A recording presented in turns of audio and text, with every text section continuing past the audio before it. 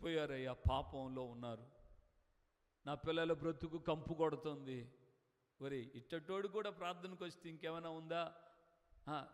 దేవుడికి అవమానం రా, రాబాకరా దరిద్రుడా, సైతనుడా, రాబాకరా అనేవాళ్ళు కూడా లేకపోలేదు.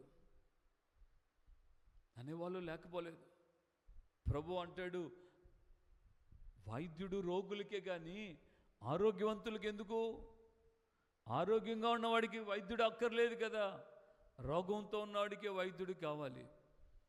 ప్రియమైన సహోదరి సహోదరులారా, ప్రభు ఎంత తేటగా చెప్తుంటే ఈరోజున మనం ఏం చేస్తున్నామంటే, వద్దు, పాపంలో ఉండేవాడు ప్రార్థనకు రావద్దు, వద్దు, పాపం చేసేవాళ్ళు దేవునికి అవసరం లేదు అంటే దాని ఉద్దేశం ప్రతి విశ్వాసి, ప్రతి ఆత్మ వచ్చే వాళ్ళందరూ పాపం చేస్తారు అమ్మని కాదు దాని ఉద్దేశం.